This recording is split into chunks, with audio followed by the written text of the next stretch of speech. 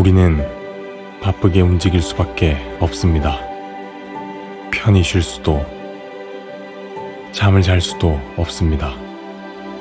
그러나 내일을 함께 꿈꿀 수 있다는 사실 하나는 약속할 수 있습니다.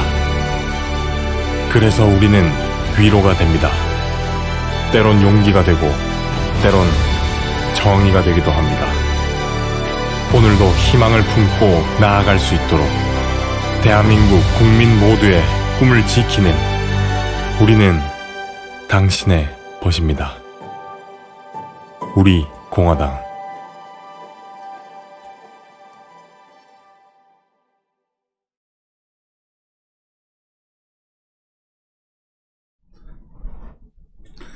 네, 우리 당원 동지 여러분 안녕하세요. 박태호 최고위원 겸 정책위 의장입니다. 이거 심란한 전국이 지금 계속 지속되고 있어요. 아마 조금 여유를 가지고 지금 대한민국 안팎에서 진행되고 있는 일들을 분석하는 분들이라면 더욱더 참담한 마음을 금할 길이 없을 겁니다. 그냥 그러려니 조금 잘못하려니 하는 정도의 생각을 가진 국민들이 많을 수도 있는데, 이 정부가 통제하고 있는 그런 언론 뉴스나 또 그들이 이야기하는 논리를 들으면 그럴 수 있겠지만, 저와 같은 사람이 이렇게 분석하고 또 여러 가지 종합적인 데이터나 자료를 가지고 판단해 보건데, 이제는 심각을 넘어서 아주 위중한 상태다, 이런 말씀을 드릴 수밖에 없습니다. 어제도 다 알고 있었습니다만 새로운 세살도 아니에요. 사실도 아니지 않습니까? 윤영찬 지금은 국회의원 됐나요? 하게 언론 통제하는데 1등 공신하고 또 청와대에서 벼슬도 한 사람입니다만 네이버 부사장까지 한 사람이, 어제 이야기 들어보니까 주호영 국민의힘 원내대표, 국민의힘이 야당 이름 같지는 않습니다만 연설하는 것이 카카오인가요? 어디 메인 뉴스로 뜬 걸 가지고 관계자를 들어오라고 했다는 둥.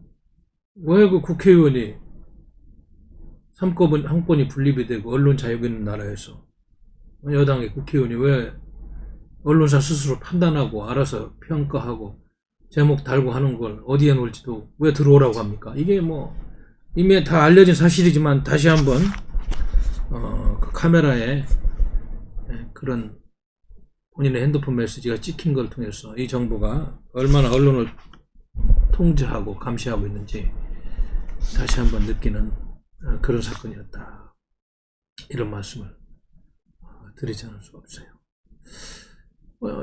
어제 오늘 또 그제는 계속 그 추미애 법무부 장관 문제 가지고 난립니다. 아마 이제 정권 말기가 하고 조금 힘이 빠지는 것 같으니까 조정동을 비롯한 보수 언론들도 이제 조금 정권의 통제를 벗어나서 좀 본격적으로 비판을 하고 추 장관의 잘못에 대해서 사설도 쓰고 칼럼을 통해서 또 팩트 조사를 통해서 지금 여러 가지 공격을 하고 있는데, 조중동을 비롯한 대한민국의 보수 언론들은 추 장관 문제를 가지고 그러는 것도 중요하지만 더 근본적이고 더 큰 주사파 정부의 문제점에 대해서 기획 분석 기사를 쓰고 시리즈로 계속 내보내도 부족할 터인데, 이런 소재가 있어서 이렇게 지금 공격을 합니다만 여기서 멈추지 말고 이 정권의 문제점에 대해서 대한민국 헌법 정신이라는 큰 틀을 통해서 조목조목 반박하고 이런 보수 언론의 사명을 다 해주셔야 된다, 이런 말씀을 드리겠습니다. 제가 사실 대학 강단에서 후학들을 지도하고 시민 운동도 하는 과정에서, 방송활동하는 과정에서 많은 글을 썼어요. 전에 외모관료 생활할 때는 글을 여유가 없었습니다만, 그래서 한때는 많은 칼럼을 쓰고 영자신문, 국내 사이버, 온라인, 오프라인상 등등 해서 칼럼도 많이 쓰고 참여시도 많이 쓰고 해가지고 한국 기록인증원으로부터 최다의 칼럼과 시를 썼다고 했다고 기록 인정서도 받고 이렇게 적나라하게 대한민국 정치, 사회 그리고 한반도 주변 정세에 대해서 분석을 하고 비판을 해온 겁니다. 그래서 그런 것들이 축적이 되다 보니까 생업에 종사하는 일반 국민들이 생각하는 것보다는 좀 깊이 있게 균형 잡힌 시각으로 비판을 할 수밖에 없고 걱정을 더 할 수밖에 없다. 그래서 제가 이렇게 더 날카로운 언어로 경각심을 불러일으키는 이런 방송을 하고 있는 겁니다. 저는 이렇게 국내에서 지금 10월 3일 개천절 집회에 대한 원천적인 봉쇄가 이미 이루어지고 있고 또 앞으로 이 코로나 방역을 핑계로 해가지고 보수권의 정치활동 또 문재인 주사파 정권의 실정을 비판하는 활동을 원천적으로 이렇게 아주 교묘하게 간접적으로 통제하는 이런 정국이 당분간 계속될 것이다. 심지어는 이것이 이제 개헌 정국까지 이어지면서 야당의 존재감도 거의 없어지고 우리 보수권의 활동을 무색하게 하는 이런 조치들이 국민 눈과 귀를 속이면서 교묘하게 이루어질 것이다. 이런 걱정을 해보는 것입니다.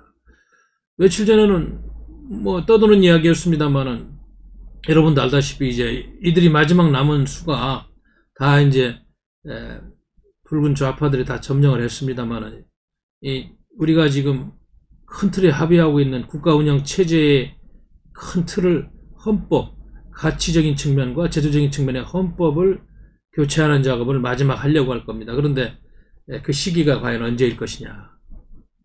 저는 작년 공수처법 통과 시기와 마찬가지로 연말연시 아주 어수선한 풍을 타서 소리 없이 진행될 것이다. 더군다나 며칠 전에 이렇게 떠도는 이야기를 들으니까 원래는 국회법에 국회의원들 법안 통과에 대한 그런 표결은 본회의장 내에서만 해야지 그게 합법적인 것인데 코로나를 핑계로 본회의장이 아니더라도 원격적으로 투표를 해도 그게 합법적이 될 수 있는 이런 표결 방식을 도입하는 국회법 개정에 대한 이야기를 나누는 거 보면 나오는 것을 보면은 이 주사파 정권과 상식을 벗어난 집권 세력이 아마 헌법 개정의 활용점정을 위해서 국회법까지 개정해서 우리 국민들이 합의하지도 않고 충분히 검토되지 않은 내용들이 야당을 그저 들러리로 세우고 아마 통과시킬 확률이 많다. 각별히 유념하고 경계해야 될 문제다. 이런 생각을 해보는 것입니다. 이제 마지막 이 작업이 이루어지면 실질적으로 대한민국의 자유민주주의 체제, 시장경제 질서에 기반하고 한미동맹의 틀이 와야 되는 그런 본격적인 제도적인 시발점이 될 것이다. 이런 걱정을 하는 것이죠. 그래서 항상 주사파 정권이 이야기해오고 진보를 가장한 수구 좌파 폐쇄적인 민족주의 정권 연방주의자들이 이야기했던 우리 민족끼리를 공식화하면서 외세를 배격하고 이제 경제적으로 좀 못 살더라도 북한과 함께 연방제를 통해서 살아가야 한다는 아주 전체주의적이고 사회주의적인 기운이 강한 그런 헌법으로 소리소문 없이 이렇게 바뀌는 그런 정국을 우리가 걱정해야 될 것입니다. 국회에서 200명이면 통과되는데 이미 범좌파 진영은 190석을 확보했고 103석에 국민의힘이라고 하는 야당 의원들 중에서 허점이 있고 지금 책이 잡힌 사람들은 저는 지금적으로 개인적으로는 아마 10명 이상 확보를 해놓고 더군다나 국회에서 표결을 하지 않고 이렇게 이상한 방법으로 만약에 그렇게 법률을 개정해서 진행한다면은 헌법 개정안이 통과되는 것은 시간 문제다 이런 걱정을 하고 있습니다. 그럼 그것이 그냥 추측이길 바랄 뿐이고 소문이길 바라지 현실화되지 않기를 바랍니다. 그러나 작년에 공수처법과 기타 3대 학법 통과되는 과정을 보면은 얼마든지 언제든지 이렇게 해치울 수 있는 이 붉은 주사파 권력이다. 이런 말씀을 먼저 드리겠습니다. 지금 보세요. 조국 사태 때 우리가 얼마나 많이 분노하고 광화문 광장에 그 많은 인원을 불러 모르는 그 분노감을 조국 가족의 조국 딸의 그런 여러 가지 부조리한 행태에 대해서 이 정부가 수사를 제대로 하지 않고 법무장관까지 임명하면서 보호하려고 하는 이 작태에 대해서 분노했습니까? 그래서 이 주사파 정권은 국민보다는 자신들의 혁명 전략, 정치적인 목표가 우선인 자들이고, 그리고 한 줌도 안 되는 권력을 보존해서 잘못된 노선으로 이 나라를 계속 통치하겠다는 그 야욕을 버리지 않는 한 국민과 역사에 대한 고려는 아마 후순위고 앞으로 계속 그럴 것이다. 지금 이것이 또 적나라하게 추미애 장관 아들 병역 특혜 문제를 통해서 드러나고 있는 것 아니겠어요? 참 기가 막힙니다. 저도 1900 고려대학 2년 마치고 카츄샤 시험을 보고 1984년도 1월 21일 날 84년 카츄샤 1기로 논산훈련소 27년대 입대하던 시절이 생각나네. 군대 생활하니까. 저는 거기서 훈련을 마치고 그 육군본부하고 미국의 미팔군의 합동근무하는 부서에 제가 번역병으로 착출이 돼서 육군본부 정부참모부 소속으로 주한미군과 합동근무한 그 용산에서 그런 군생활을 하면서 지금도 뭐 군생활이 생생한데, 지금 제가 카츄샤로 이렇게 복무하고 있는 추미애 장군 아들 서모 씨의 이런 거에 대해서 이렇게 가만히 보니까 참 어처구니가 없어요. 네? 저도 병장으로 만기대대를 하고 군복무를 한 하나의 시민으로서 이거 있을 수 없는 일입니다. 아무리 군대가 나이론 군대가 되고 정신력이 해이해진 이런 군대를 할지라도 이거는 도저히 권력의 특혜를 받는 특권층이 더욱더 자신들의 가족들을 군대에 보내서 국민 화합과 국토방위의 신성한 의무에 대해서 일깨워줘야 되는데, 오히려 거꾸로 변명을 하고 잘못됐으면 사퇴를 하고 책임을 지고 물러나면 되지, 손바닥으로 하늘을 가리는 이런 일탈행위를 통해서 더욱더 국민들을 분노하게 하고 있는 것입니다. 어떻게 대한민국 군인으로서 카츄샤든 일반 사병이든 말이죠. 네? 어떻게 휴가를 말이죠. 네? 제가 어제 자료를 보니까 일반 카츄샤 사병들보다 25일을 더 썼다고 합니다. 어제 제가 기억으로는 일반 카츄샤 사병들은 1년에 휴가를 불과 33.3일인가 이렇게 쓰는데, 이 서모 씨는 58점 몇일 써가지고 33일인가 얼마를 더 썼다는 그런 기억이 있는데, 이거 말이 되는 이야기입니까? 이거 자체부터가 장관은 관둬야 돼요. 그리고 이렇게 공정하게 수사하게 서울 동부지검장 자기 측근 빨리 배제시키고, 윤석열 검찰총장이 새로 있고 있는 특검을 통해서 새로운 조사를 통해서 본인은 수사지휘권 배제시키고 업무 정지시켜야 됩니다. 법무장관. 그렇게 하지 않고 국민의 분노를 가라앉힐 수는 없어요. 그래서 이거 제가 전교조 문제에 대해서 이야기를 하기 전에 이 말씀을 드리는 이유는, 우리 당이 이건 도대체 있을 수 없는 일이다. 그래서 내일 오후 3시에 국방부 청사 앞에 가서 규탄 기자회견을 하려고 지금 준비하고 있습니다. 제가 오늘 현수막 문구도 적어서 주었고 지금 준비를 하고 있는데, 도대체 국민정서하고는 맞지 않는 이 주사파 정권의 이런 일탈행위에 대해서 도저히 참을 수가 없다. 더군다나 국민의 영린을 건드리는 국방의 의무, 그리고 대학 입시제도의 의무에 대해서 이 조국과 추미애 사태를 통해서 국민들은 분노의 한계를 넘어서 신뢰성을 상실한 이 정권을 규탄하지 않을 수 없다. 아마 제대로 된 언론 환경이고 제대로 된 조사와 그런 여러 가지 틀을 가지고 이 문제를 재단하면 당장 우리 국민들의 분노가 제대로 전달돼서 이 정권은 지금 여기서 문을 닫아야 될 겁니다. 얼마나 통제를 하고 아직도 거짓 기만 전설과 거짓 논리로 이 정권을 유지하려고 이렇게 하다 보니까 이 정도 지금 유지가 되고 있는 것인데, 참으로 안타깝다는 말씀을 드리는 거예요. 참 몇 가지 많은 이야기보다도 몇 가지만 제가 이제 짚어드리면은, 어떻게 그 휴가 규정에 대해서 말이죠. 그 카츄샤는 미팔군 규정을 적용한다는 말도 안 되는 소리를 하고 있어요. 어떻게 이런 일이 있을 수 있어요? 한국군의 지원단의 사병으로서 카츄샤로 이제 미군 지원하도록 되어 있는 건데, 카츄샤 병사도 휴가는 한국 육군 규정을 적용해서 하는 겁니다. 이런 속이 빤한 거짓말을 통해서 말이죠.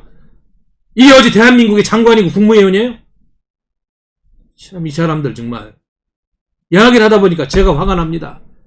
그럼 대다수의 서민들 백도 없고 돈도 없는 서민들 말이죠. 묵묵하게 성실하게 군대 생활하고 몸이 좀 아파서 참고 이 분단국가를 지키기 위해서 일하고 있는 저도 그 중에 한 사람입니다. 군대를 마친 사람들이 얼마나 분노하는 마음을 갖겠어요. 주미애 씨 당장 사퇴하세요. 국민과 역사를 뭘로 보면 이 사람들이 이러는 것인지 저는 이 정권이 종말이 멀지 않았다고 봅니다. 정말 잘못하고 있어요. 저도 군대 생활이 지금 생생히 기억납니다만은 1차 병가가 끝나면 부대 복귀해서 다시 허락받아야 한다는 그런 규정이 없다고 이야기하는데 그게 말이 됩니까? 병가가 10일이 넘으면은 퇴원해가지고 군병원으로 옮겨야 된다는 그런 육군 규정이 있고요. 그리고 민간병원이 진료가 필요하면 진단서 등 그런 걸 제출해서 심의를 받아야 한다는 국방부 훈련이 있어요. 훈련을. 이러한 명백한 법 규정이 있고 관행이 있는데 이거를 무시하고 지금 어떻게 이 위기를 모면하려고 한 추미애 장관과 그 부하 사람들 국민을 상대로 전쟁하는 거예요? 분단국가의 신성한 국방 의무를 지금 어떻게 보고 있는 거예요? 당신들 말이야. 정말 규탄하지 않을 수 없어요. 뭐라더라? 휴가 서류는 1년만 보관한다고요? 서류가 없는 건 규정 위반이 아니라고? 한국 육군 규정에는 5년간 보관해야 된다고 분명히 돼 있는 거예요. 이 사람들 정말 큰일 났어요. 네? 그래서 이거 말고도 하도 많은 의정부에서 카츄샤 자대 배치 때 용산으로 보직을 달라는 청탁부터 해가지고, 예? 이게 추미애 장관이 당대표로 있을 때 보좌관이 카츄샤 지원단장한테 전화해가지고 일 처리하는 그런 일부터 해가지고 예? 당직 사병과의 통화 기록이 다 했는데도 가짜라고 하는데, 하여간 이 문제는 제가 오늘 본료에서 벗어나면 안 되니까 전교조 법외노조 판결에 대해서 이야기를 했으니까 내일 오후 3시에 국방부 청사 앞에서 규탄 기자회견할 때 더 말씀을 드리기로 하겠습니다. 하여튼 도대체 이 문제 가지고 온 언론이 들끓으니까 있어서는 안 되는 그런 일탄행위들이 이 주사파 정권이 얼마나 국민을 무시하고 역사를 무시하면 분단국가에 살고 있는 그동안 수많은 우리 국민들의 그 신성한 국방 의무에 대해서 먹물을 끼얹는 이런 작태는 하지 말아야 된다는 얘기를 마지막으로 드리면서 본격적인 오늘 주제에 대해서 토론을 좀 해보도록 하겠습니다. 제가 오늘 이 전교조 문제를 가지고 이야기를 하려고 하는 거는 여러분도 알다시피 민주노총하고 전교조는 이 주사파 정권의 붉은 사상을 지탱하고 있는 조직적인 기반입니다. 그래서 이 두 조직에 대해서 이 정부가 가혹하게 할 수가 없어요. 이 정권을 탄생하는데 조직적으로 뒷받침하고 많은 역할을 했습니다. 그러니 과거에 명명백백하게 대법원까지 판결이 난 사례에 대해서 이 김명수 대법관 체제는 알면서도 이게 물이 아니라는 거 알면서도 억지 논리를 사법적인 기교를 통해서 지금 뒤집고 있는 현실에 대해서 이게 대한민국의 정상적인 법치국가가 맞습니까? 아니면 깡패 집단과 같은 말은 도도하게 사법고시 통과해서 법복 있고 대법관이니 뭐니 하면서 출세해서 거드름 피우면서 품들 잡고 있는데 이 하는 행태를 보고 정신이 부패한 걸 보면은 이들이 국민들에게 존경을 받기는커녕 훗날 역사가 바뀌면 어떠한 철퇴를 맞아야 되는지 이완영이 버금가는 그런 기록을 가지고 이들은 끝까지 추적해서 왜 이런 양심에 반하고 반국가적인 판결을 내렸는지 분명히 따져야 됩니다. 그래서 이걸 진보적 판결이다? 참 웃기고 있습니다. 오늘도 보니까 매저신문 한 칼럼을 통해서 한 분이 잘 지적을 하셨어요. 저도 똑같은 생각을 하고 있었는데 이거는 무슨 진보적 판결이 아니고 수준 이하의 판결이다. 아주 억지로 사법적인 기교를 동원해서 그냥 여기저기 꿰맞춘 판결이다. 노동조합법은 말이죠. 분명하게 근로자가 아닌 자의 가입을 허용할 때 노조로 보지 않는다는 노동조합법이 엄연히 살아있는 국회에서 이 법을 바꾸지 않는 한은 대법원이 이런 판단을 내려서는 안 돼요. 아니, 사법부가 입법부예요? 이러니까 법정신이 다 훼손되고 권력의 생리에 맞춰가지고 대한민국의 통치 토대가 다 무너지고 있다는 얘기를 하는 겁니다. 또 노동조합법 시행령은 이런 경우 노조로 보지 않음을 통보할 수 있도록 하고 있어요. 노동조합법에 이런 규정이 통보하게 시행령에도 돼 있는 겁니다. 그래서 여기 말씀하셨던 모법과 시행령의 연관관계는 너무 직접적이고 단순해서 그 뜻을 어떻게 다르게 해석할 여지가 없는 거예요. 근데 대부분이 이런 자연스러운 법령 해석을 거부하고 형성적 처분 이런 이야기 하면서 미리 정해놓은 주문에 맞춘 듯한 기교적 개념을 이렇게 구사했다. 이 칼럼에서 이렇게 쓰고 있잖아요. 그래서 그것도 완벽하지도 않고 그 당시 다수 의견을 낸 대법관들 사이에서 의견이 분분했다는 그런 소문도 들었습니다만은 아니 참 노동조합법을 바꾸지 않는 한 안 되는 일을 대법원이 왜 입법부를 대신해서 이런 일을 합니까? 아니 김명수 대법원이 또 이재명 지사 판결할 때도 기가 막혔잖아요. 네? 무죄 판결할 때도 적극적인 방송에서 허위사실 공표가 아니라면 선거법상의 허위사실 공표를 볼 수 없다는 회계망측한 또 판결을 이재명 지사를 살려줘서 그들이 대선 가도 게임에서 필요한 분위기 조성 차원에서 아마 써먹으려고 하다 보니까 이렇게 판단을 한 것 같은데 모르겠어요. 얼마나 갈지. 참 이런 대한민국 대법원이 이런 판결을 내가지고 앞으로 법의 지배라는 법의 통치라는 이러한 민주주의 기본 틀을 우리가 지켜갈 수 있었지. 참 이 문재인 주사파 정권 내 대법관들의 이 판결은 역사에 두고두고 아주 가장 추하고 가장 비양심적이고 권력에 와부한 그런 케이스로 남을 것이다. 저는 그렇게 확신을 합니다. 그래서 이 문제를 조금 더 논리적으로 살펴보면 우리 당원 동지 여러분들과 애국 시민 여러분 그리고 해외 동포 여러분들도 왜 제가 이 문제를 살펴보냐면 지금 모든 영역에서 대한민국의 자유민주 체제의 틀이 지금 사회주의 연방제 틀, 잘 봐주면 전체주의적인 유사자 전체적인 틀로 잘못된 권력의 입맛에 맞게 좀 바뀌고 있는데 이 전교조의 판결도 그리 가는 과정에서 하나의 사례로 봐야 된다. 그래서 저는 제목도 그렇게 뽑은 거예요. 그래서 아무튼 대법원의 전원 합의체죠. 그 당시 노태학 대법관이 주심이었다는데 전교조에 대한 법의 노조 처분이 위법하다 이런 결론을 내리고 서울고법으로 지금 서울고등법원으로 사건을 회송했는데 여러분 알다시피 박근혜 정부 시절에 전교조가 해직구사 규명을 탈퇴시키지 않았다가 2013년에 박근혜 정부의 고용노동부로부터 법의 노조 처분을 이미 통보를 받은 겁니다. 여러분도 알다시피 노동조합법 시행령 제9조 2항에는 이렇게 되어 있어요. 노동조합이 설립신고증을 교부받은 이후 설립신고서의 반려사유가 발생한 경우 정부가 시정을 요구하고 노조가 이행하지 않으면 노조로 보지 않음을 통보할 수가 있다. 그래서 이런 시행령 9조 요항에 따라서 통보를 한 것으로 저는 이해를 하고 있습니다. 그래서 이번에 이게 상식을 벗어난 판결인데요.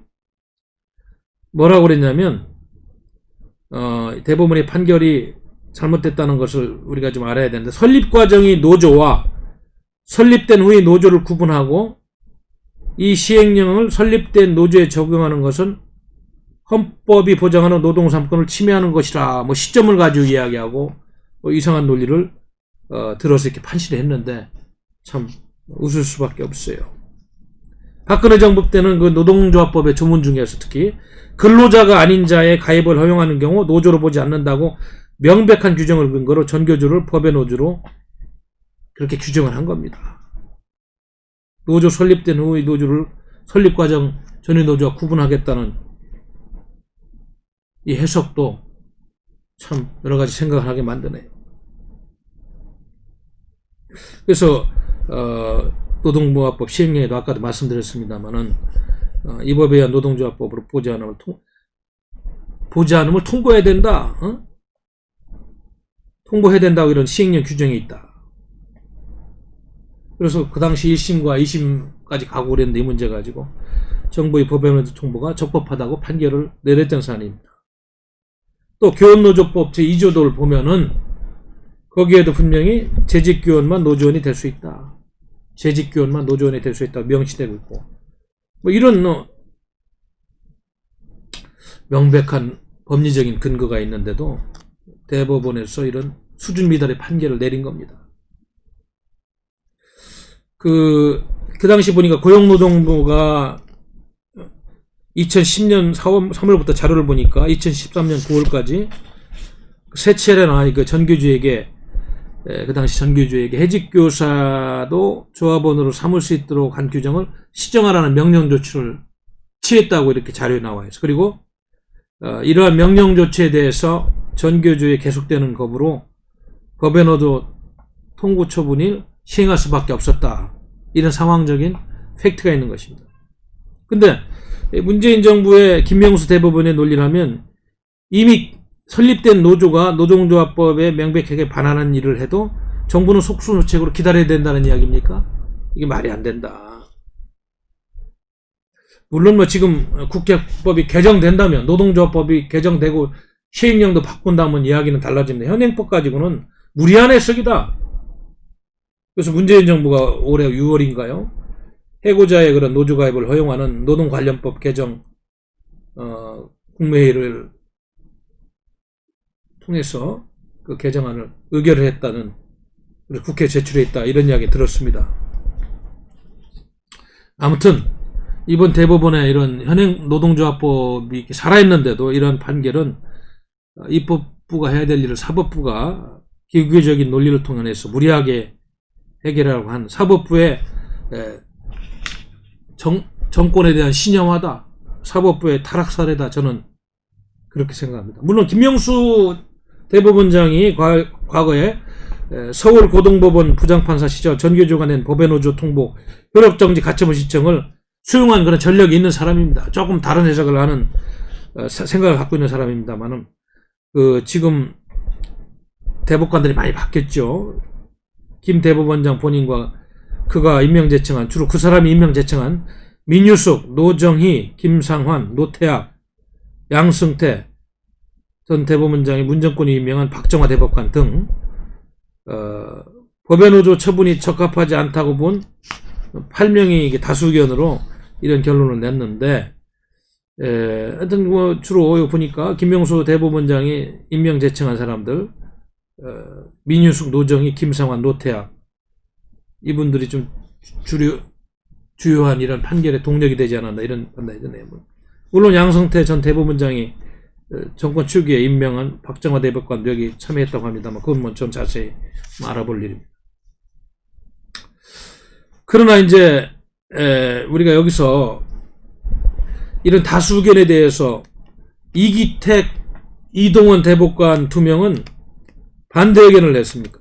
반대 의견을 이걸 좀 우리가 살펴볼 필요가 있어요. 1, 2심과 동일하게 정부의 법외노조 통보 처분은 적법하다. 왜 이걸 뒤집느냐? 그래서 지금 아까 얘기한 8명의 다수 의견을 낸 대법관들의 의견은 오히려 법을 해석하지 않고 스스로 법을 창조하고 있는 거나 마찬가지다. 법령 그 자체를 해석해서 그대로 해야 되는데 법을 창조하고 있다고까지 하면서 이기택, 이동원 대법관은 반대 의견을 냈어요. 그래서 이번에 이 판결이 잘못됐다고 본 거죠. 참 왜 이렇게 대한민국이 법치국가에서 일탈을 하고 있는지, 우리가 이 사례를 통해서도, 이 전교조 이 사례를 통해서도 대한민국이 적화되는 현장을 우리가 보고 있다는 사실을 알아야 됩니다. 이렇게 되면은 노조의 이제 단결권만 강화시켜서 앞으로 사용자 측과 다른 영역에서도 그런 균형성이 파괴될 수 있는 그런 여지가 크다. 그래서 경영계는 기업 경영의 불확실성이 커질 수 있는 그런 잘못된 판단이다 하면서 오려를 하고 있다고 이렇게 기사들이 쓰고 있어요. 그래서 해직자라든지 실업자의 노조 가입을 허용하고 복수 노조에 대한 차별적인 대우를 금지한다는 그런 독소 조합이 이제 현실화되면은 강성 노조가 반드시 등장해가지고 아마 사용자 측이나 경영자 측은 막 어려운 그런 시간을 가질 수가 있을 것이다, 이런 이야기를 합니다. 물론 뭐 이제 국제 노동기구 ILO가 최근에 핵심 협약 비준이라고 한 그런 권고안이 있습니다. 정부도 막 이 문제를 가지고 지금 정부의 의결을 통해서 우리 노동 관련 법안에 반영을 하려고 하고 있습니다만은, 이 문제에 대해서도 한국경영자총협회는 3일날, 지난 9월 3일날 입장문을 통해 가지고 이런 이야기를 하고 있어요. ILO 국제노동기구 ILO 핵심 협약 비준 추진과 연계된 해고자, 실업자 등의 노조 가입 문제는 국가적으로 경제산업에 중대한 영향을 미치는 그런 사안이기에 국회 논의 과정에서 국민적인 합의가 조출되도록 그렇게 진행돼야 된다, 이 말이 맞는 겁니다. 너무 빨리 급하게 이렇게 해서는 안 되는 상황. 우리 대한민국 경제 체질이라든지 노조 문화의 그런 강성을 볼 때 이거는 조금 좀 생각을 해야 되는 문제다, 이렇게 이야기하고 있어요.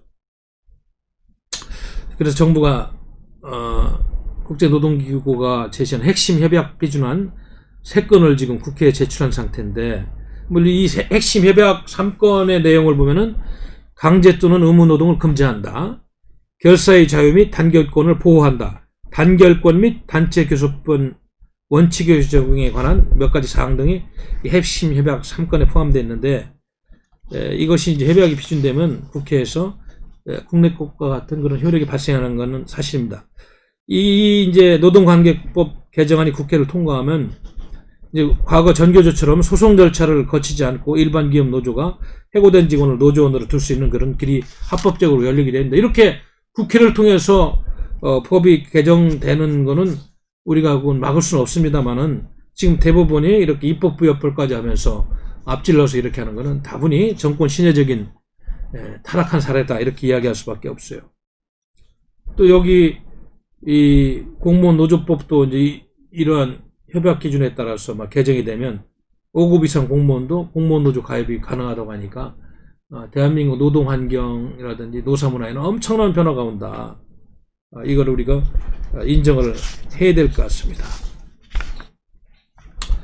그래서 저는 물론 이제 국회에서 일반 국민들의 공청회를 통해서 많은 논의 과정을 통해서 이것이 뭐 합의된 그런 안을 기준으로 표결을 통해서 통과가 된다면 문제점이 많이 해소가 되고, 또 경영계나 또 앞으로 이 강성노조, 그동안에 강경한 노조들의 그런 정치 투쟁한 이런 과거의 잘못된 환경에 대해서 견제할 수 있는 그런 안들이 마련될 수 있지만, 이렇게 대법원에서 먼저 이상한 법 해석을 통해서 먼저 입법부의 노력까지 하면서 이 정부가 지금 전교주의 손을 들어주고 있는 행태는 굉장히 비정상적이다. 그래서 이런 말씀을 드리지 않을 수가 없어요. 그래서 우리 당은 앞으로 이제 이 문제도 우리가 전략회의라든지 이런 데서 좀 토론을 하고 이런 문제입니다만은, 제 개인적인 생각은 아무튼 국제노동기구의 핵심 협약 비준안 3건은 시간을 두고 노사정 간에 이렇게 충분히 토의하는 그런 기간이 필요하다. 우리 경제의 체질이라든지 분단 국가에서 노동 환경, 또 대한민국 노조가 정치활동에 과도하게 개입하고 있는 현실에 대한 진단까지도 고려해서 현실에 맞게 해야지, 그냥 무조건 빨리 이렇게 가는 건 또 문제가 있는 게 아닌가, 이런 이야기를 좀 할 수는 있을 것 같습니다. 그리고 전교조의 그 대법원이 이번에 판시한 법의 노조 통보 규정은 그 다수견이라는 이름으로 법에 대한 해석보다 절차상의 문제점을 지적한 법을 강조한 것이기 때문에, 이거에 대해서는 우리 당은 분명히 그 반대를 하는 게 맞을 것 같습니다. 앞으로 이제 전략회의에서만 논의를 하겠습니다만은, 이 대법원 이렇게 입법 역할까지 하는 거는 맞지가 않다. 대신에 우리 당은 아까도 소개를 했습니다만, 이기택, 이동원 대법관이 낸 그 반대 의견을 우리 수용하는 것이 우리 당하고 보수적인 이런 사상적인 그런 거 맞지 않느냐 이런 생각을 하고 있습니다. 이재명 씨라든지 은수미 씨 판결 사례 이런 것도 너무 무리하게 법의 기규를 통해서 억지 판결을 내리는 그런 사례에 대해서 우리가 인정할 수 없는 거 아니에요. 이 논교조, 법의 노조 문제도 저는 같은 맥락에서 봐야 된다 이런 생각을 하고 있습니다. 어떤 헌법이 규정하고 있는 그 법이 지배라는 정신과 그리고 그 밑에 여러 가지 법령들은 정권이 바뀌고 또 어떤 이념이 다른 사람들이 정권의 핵심부에 있다고 해서 함부로 이렇게 바꾸고 이렇게 무리하게 해서는 안 된다는 그런 민주정치의 기본 원리를 우리가 좀 잘 파악을 하고 준수해야 되겠다 이런 말씀을 드리는 겁니다. 그래서 정권을 옹호하고 정권의 구미에 만난 그런 법 판결을 대법원이 계속해서는 안 된다. 이거는 우리 당도 아마 비판을 앞으로 계속 해야 된다. 이렇게 말씀을 드리겠어요. 다시 한번 그때 대법원에서 판결을 할 때 다수의견을 낸 8명의 대법관은 뭐라고 그랬냐면 내가 소개를 다시 한번 드릴게요. 다수 의견 8명은 법의 노조 통보는 노동 3권에 대한 본질적 제한을 규정하므로 법률적인 근거가 필요하다. 해직교사 가입을 허용하는 게 법상 결격 사유라 해도 곧바로 법의 노조가 되는 것은 아니다. 통보가 이루어져야 처분의 효력이 생기는데 법의 노조 통보의 법적 근거가 없어 입법이고 무효하다. 시행령 자체를 노동조합법 시행령 자체를 인정하지 않으려는 이런 잘못된 견해라는 생각이 들고요. 별개의 의견도 또 2명의 대법관이 있어요. 별개의 의견은 뭐라고 되어 있냐면 총 12명의 대법관 중에서 2명의 별개의 의견은 뭐라고 되어 있냐면 해직교사가 가입되어 있다는 이유로 전교조를 법의 노조로 보는 것 자체가 부당하다. 해직자의 노조의 가입을 허용하는 것이 국제노동기구 등 국제사회의 표준이고 노조의 정당성은 활동에 따라 평가해야지 해직교원 가입 여부를 결정할 문제가 아니다. 이런 별개의 의견을 냈습니다. 그리고 아까 얘기했습니다마는 그 박근혜 정부 때 법의 노조 통보한 것이 맞다. 그거는 밖에서는 안 된다고 한 2명의 그런 의견, 합법하다는 의견은 뭐라고 되어 있습니까? 관련 법에 해직교원은 노조 조합원이 될 수 없다고 명시적으로 지금 배제하고 있고 이러한 현행 법률에 의해서 전교조는 명백한 법의 노조다. 그래서 다수 의견이 지금 이야기하는 이러한 것은 완벽한 법체계를 애써 무시하면서 입법과 사법의 경계를 허물었다. 그래서 저희 당은 이 2명의 의견이 저는 우리 당의 지금 흐름과 맞지 않느냐. 이런 박근혜 정부 때 그 당시 판결을 한 그 당시 노동조합법에 의해서 법의 노조 통보를 한 법리 해석이 맞지가 않느냐 이런 생각을 개인적으로 정책위 의장을 합니다. 이 문제는 앞으로 우리 당에서 기회가 될 때 전략회의 내에서 한번 토론을 해서 당론을 한번 더 명확하게 다듬어서 정해보도록 하겠습니다. 아무튼 이게 이러한 사례가 은수미 성남시장인가요? 이재명 경기도지사 이어서 지금 전교조 법원에도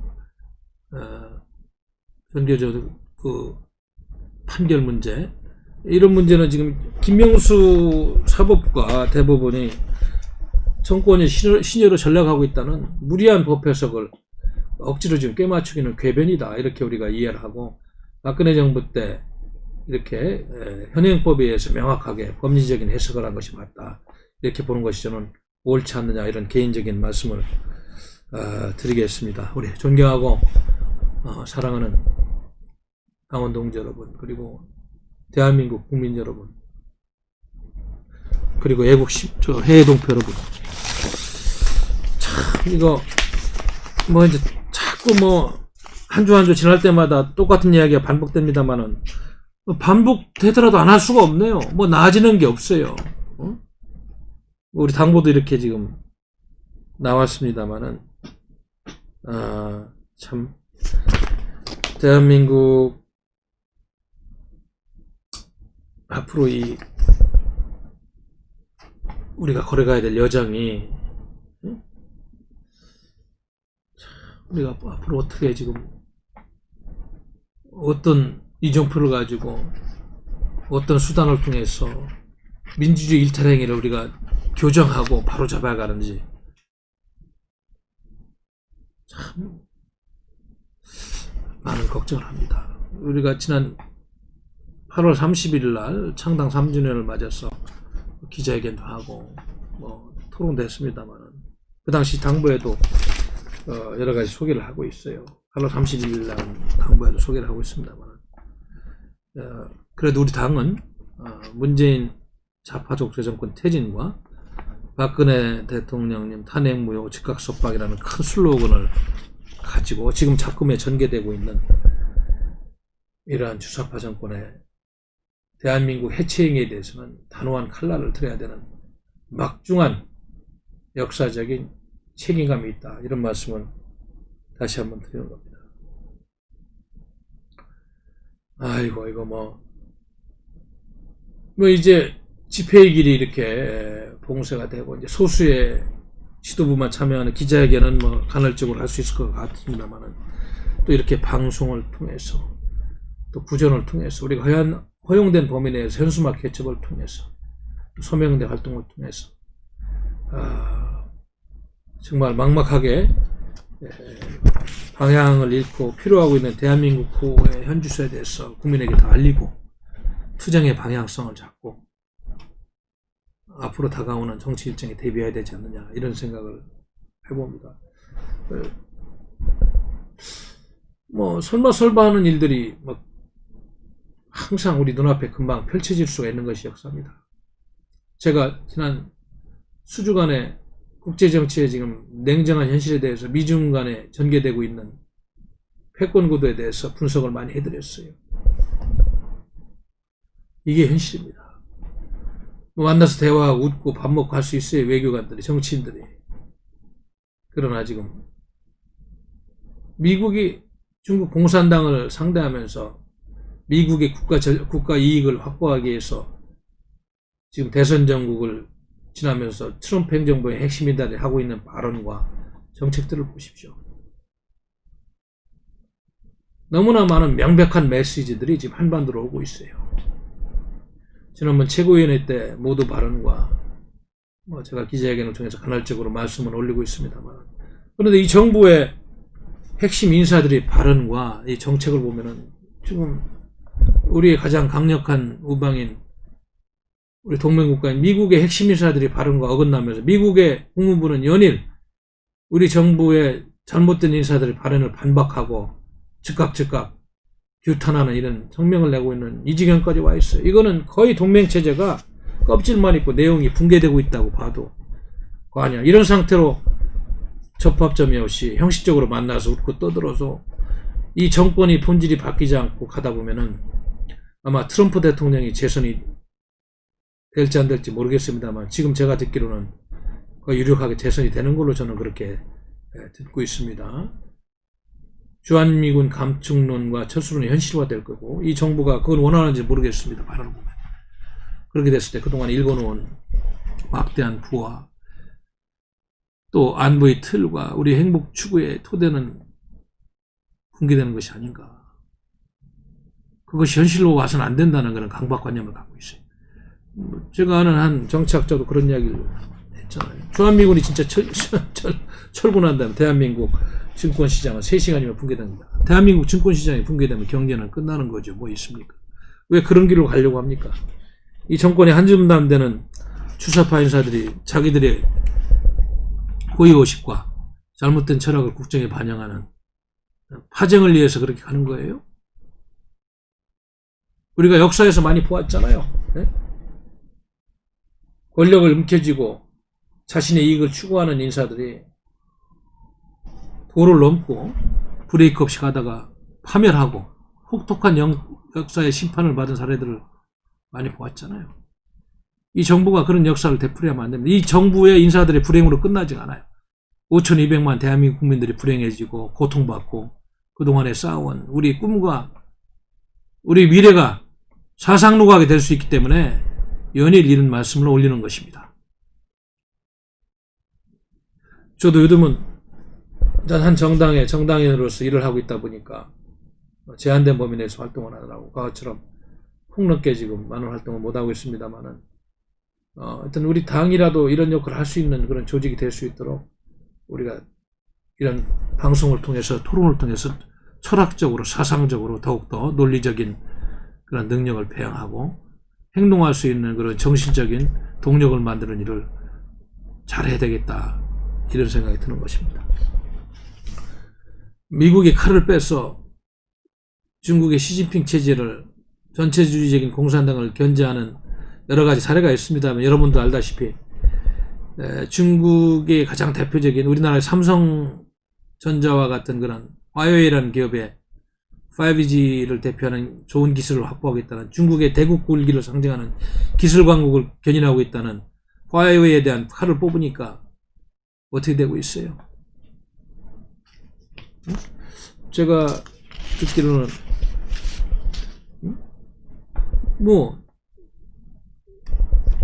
화웨이가 필요로 하는 그런 전자부품들, 반도체를 비롯한 전자부품들이 미국의 봉쇄로 공급이 안 되면 내년 하반기부터는 지금 중국이 화웨이 제품이 점유하고 있는 시장 점유율이 제품 생산이 안 되니까 지금은 15% 이상까지 핸드폰 같은 경우 가고 있다는 거 아니에요. 근데 5%대로 떨어진다는 이야기도 있고 이렇게까지 국제 정치는 냉정한 거예요. 미국이 갖고 있는 힘이 그만큼 큽니다. 근데 이 주사파 정권이 무모하게 중국 공산당하고 북한하고 편짜가지고 미국에 정면 대응을 해서 대한민국이 얻을 수 있는 것이 뭐예요? 미국은 전 세계 군사적인 패권을 아직은 유지하고 있는, 경제는 좀 다국화돼가지고 어느 정도 분산될 수 현실입니다만은 그래도 경제도 아직 최첨단 핵심 기술, 우주과학 기술 그리고 경제의 동력을 만드는 R&D 쪽은 미국이 호동을 갖고 있어요. 그 다음에 제조업이라든지 생산 역량, GDP 면에서 중국의 등치가 커졌다는 거지. 핵심 기술을 보면은 그것도 사실은 그렇게 이야기하는 옳지가 않습니다. 미국 예천년대에서 하는 소리가 아니에요. 현실적인 분석인 거예요. 지금 미국이 국방 예산이 7천억, 작년엔가 7천억 달러를 썼다고 그러는데 중국 공산당은 아직 2천억 달러밖에 안 되잖아요. 물론 예산 평가가 어떻게 이루어지는지 모르겠어요. 지금 중국 공산당은 미국과 대적할 수 있는 그런 힘이 안 됩니다. 경제적인 측면, 군사적인 측면 다 안 돼요. 경제도 미국의 핵심 부품 봉쇄 조치하니까 화웨이가 몰아갈 수 있는 길로 가고 있잖아요. 이것이 국제정치 현실이에요. 2021년까지 화웨이의 시장 점유율이 4.3%까지 지금 감소할 수 있다는, 내가 알기로는 지금 한 15% 이상 시장 점유율을 갖고 있는데 그럼 그 기업은 망하는 거예요.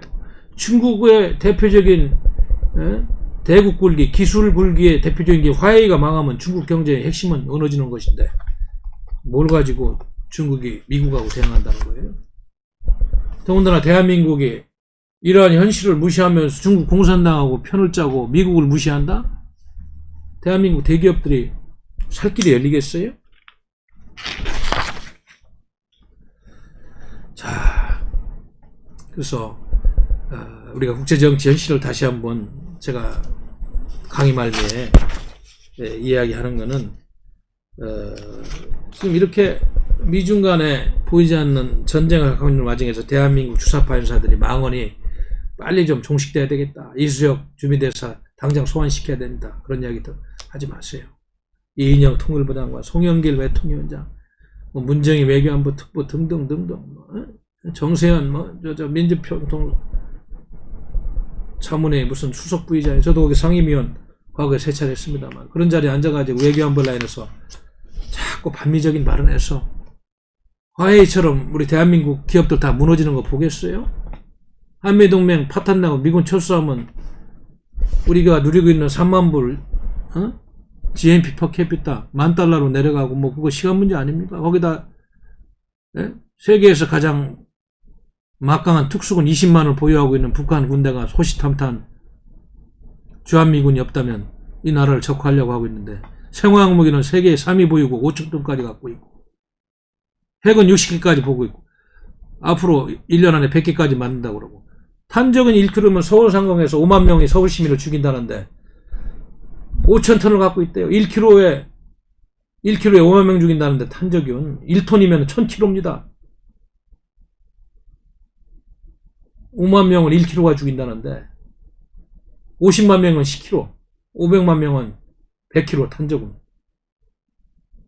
탄저군 1000kg 1톤이면 5천만 명을 죽인다는 산술적인 계산이 맞는지 모르겠어요. 일단 탄저군 1kg를 서울 상공에 뿌리면 서울 시민 5만 명이 목숨이 죽는다. 북한이 핵보다도 더 무서운 생화음을 갖고 있는 나라에서 왜 자꾸 우리 민족끼리 얘기하면서 검증되지 않은 이상한 서류들 합의해 와가지고 평화가 왔다고 거짓 혹세무민하는 논리로 국민들 어렵게 합니까? 안정되고 보장된 민주주의적이고 보편적인 원리에 기반한 대한민국의 융성의 길을 보장한 한미동맹을 왜 흔들고 있어요? 이 정권의 최대의 잘못인 거예요. 모든 게 그렇게 하고 있잖아요. 전교조 법외노조 판결. 왜 전교조 편 들어줍니까? 순수한 참교육에서 벗어나서 정치활동하기는 이념의 쥐들은 이 정권을 만드는 데 뒷받쳐주고, 민주노총도 마찬가지예요. 순수한 노동자의 권리만 위해서 투쟁한 조직이라기보다는 정치 투쟁을 많이 했잖아요. 연방제 통일. 그들이 꿈이 지금 다 집요하게 이 정권을 만드는 지주로서 참여하다 보니까 연방제 통일. 주한미군 철수 하자고 지금 떠드는 겁니까? 국가보안법 철폐는 그건 있으나 마나는 법이 됐잖아요. 간첩도 안 잡고 있고. 이런 세상이 됐어요. 이런 세상이. 그래서 우리 보수가 정신 차려야 된다는 겁니다. 아직도 보수가 단합을 해서 단일화된 대우로 싸워서 이걸 저지해야 되는데 그런 동력이 모아지고 있지 않다는 것은 참 안타깝다. 이런 말씀을 드리는 거예요. 자, 이렇게 해서 지금 국제정치적으로도 국내적으로도 양파고가 막 밀려오고 불확실한 그런 21세기 국제질서가 한반도에 직격탄을 날리는데 이 주사파 정부는 이거를 예측하고 분석하면서 거기에 대응하 국민들에게 설득을 하고 힘을 모아서 이걸 극복하려는 노력보다는 잘못된 이념에 기반한 정파의 이득을 위해서 국가의 질서를 희생시키고 대한민국을 해체하는 작업을 하고 있다는 안타까운 현실을 다시 고발하지 않을 수가 없다.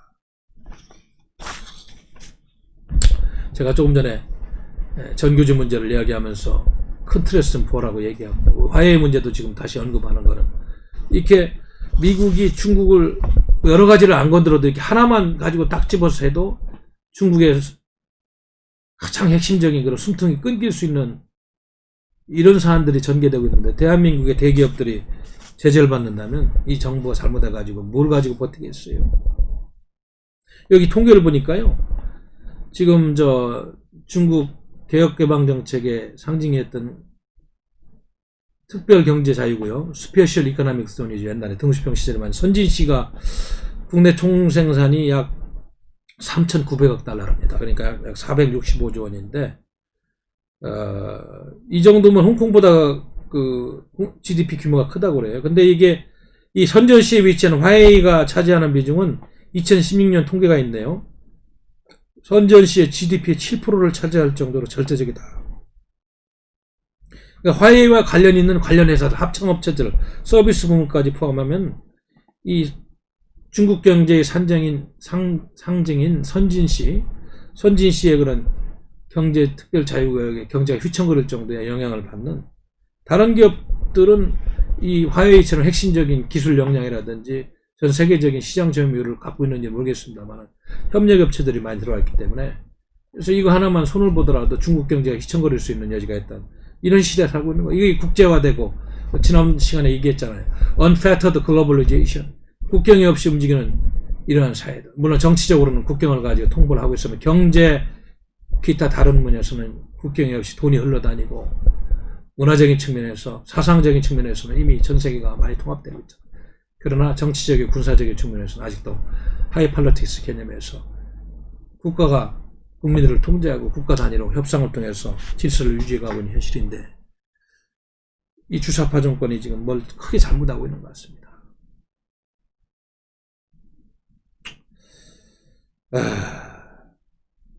그래서 저는 그렇게 생각합니다.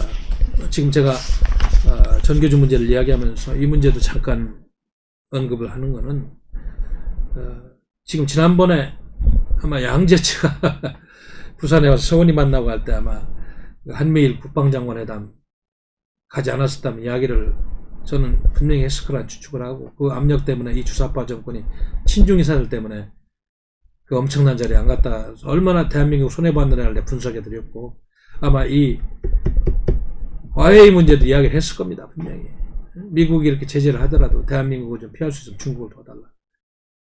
만에 하나 이 정부가 우리 대기업들, 잘 나가는 대기업들, 그나마 남은 삼성전자와 같은 이런 간접적인 메시지는 큰일 납니다. 이 주사파 정권 그런 짓 하면 안 돼요. 이번 화웨이 문제 같은 경우는 여러분, 트럼프 대통령이 재선되면은 더욱더 고삐를 쬐을 수 있는 이런 군사적인 문제와 경제적인 문제의 틀을 다 같이 가면서 칼을 뺀 미국의 대중국 공산당 봉쇄 전략에 큰 축을 할 거다. 대한민국이 거기서 이탈하면 큰일 납니다. 주사파 정권 정신 차려야 돼요. 그래서 우리가 최근에 미국의 워싱턴에서 이수혁이라는 사람, 그 사람 당장 소환시켜야 되는 거 맞나? 대미에 위에 최전선에 있는 사람 그런 소리 해야 되겠어요? 여기 주사파 국회의원이 그런 소리를 했다면 혹시나 사상적으로 국제정책을 모르는 사람이 그렇지만 대미 외교의 최전선에 있는 워싱턴의 주미대사가 안보는 미국이고 경제는 중국이다. 지금 그런 얘기 할 때가 아니에요. 이 사람 이거 외교부에서 평생 뼈가 굵고 차관까지 하고 나와서 내가 알기로는 모르겠어요. 어떻게 해서 이 정권의 전국구를 받고도 대사까지 하는지 모르겠습니다만 그 대가로 양심을 팔고 대한민국 외교 안보 국익에 반하는 발언을 하고 있는 것 같은데, 일제시대 나라 일을 소름에서 신인을 하면서 자신의 영달을 위해서 권력과 명예를 지킨 거가 뭐가 달라요? 내가 보기엔 똑같습니다. 이수혁 씨 지금이라도 이제는 그런 발언을 하지 말고 자신의 이익과 영달, 국가 이익을 바꾸면 안 됩니다. 야당은 빨리 소환시키라고 외교부에 압력 넣고 외교부 장관 해임 권한 내야 됩니다. 지난번에 이인영 씨 망언도 마찬가지고요. 그런 소리들 하면 안 됩니다.